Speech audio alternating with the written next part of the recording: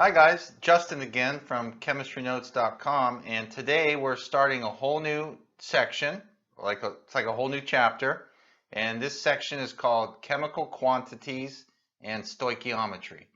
Now, you're going to hear the word stoichiometry a lot in the first semester of general chemistry, and it's on lots of quizzes and lots of exams.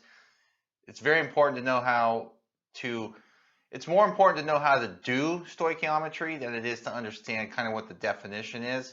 But the definition is stoichiometry is the area of study devoted to the quantities of materials consumed and produced in a chemical reaction.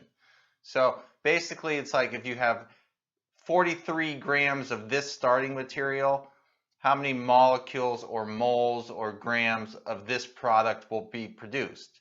And we're going to do 4 sample problems at the end of this video that are really important to know how to do. They show up on quizzes and exams all the time.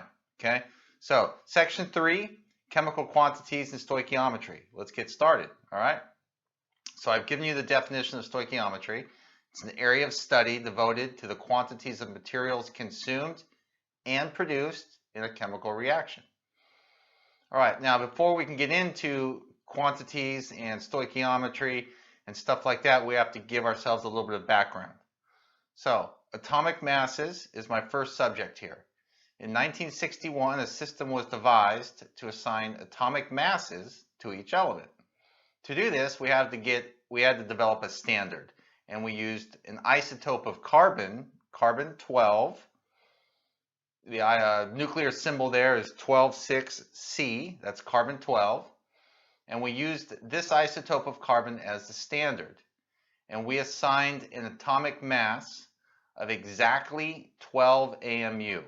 Okay, AMU stands for atomic mass units. So now we have a standard from which we can compare everyone else to. We have just literally defined carbon 12 as having an atomic mass of 12 AMU. Okay, now at the top of page 2 of today's notes, we have the following question. It says, so why is carbon's atomic mass on the periodic table 12.01 AMU instead of 12 AMU, like we just said? Well, the answer is carbon 12, carbon-12, that particular isotope of carbon, that's not the only way that carbon is found in nature. Okay, it's the most prevalent, but it's not the only type of carbon isotope. So here's the answer. Most elements occur as a mixture of isotopes, and natural carbon is found in the following variations. 98.89% of the carbon that's in our environment is carbon 12, but 1.11% of the carbon atoms that we would find in our environment are carbon 13.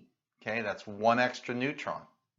So if we do a weighted average here, 98.89% times the 12 AMU plus 1.11%, written as a decimal of course, times 13 AMU, it comes out to be 12.01 AMU.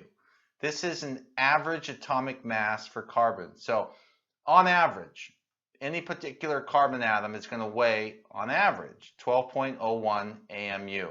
Okay? This is a weighted average of isotopes. Bear in mind, not a single carbon atom weighs 12.01 AMU. But on average, if you take a collection of carbon atoms, the average mass is 12.01. All right? And pretty soon we will ditch AMU in favor of a unit called grams per mole, gram/mole. But just one last note here. Note that not a single carbon atom weighs 12.01 AMU. This is an average weight. This is why atomic masses of elements are expressed as decimals on the periodic table. And generally speaking, I like to go to the hundredths place. So for example, the average atomic mass for hydrogen is 1.01 AMU. The average atomic mass for oxygen is 15.99 and a whole bunch of other numbers AMU. Okay, that's why they're found as decimals. They're calculated weighted averages.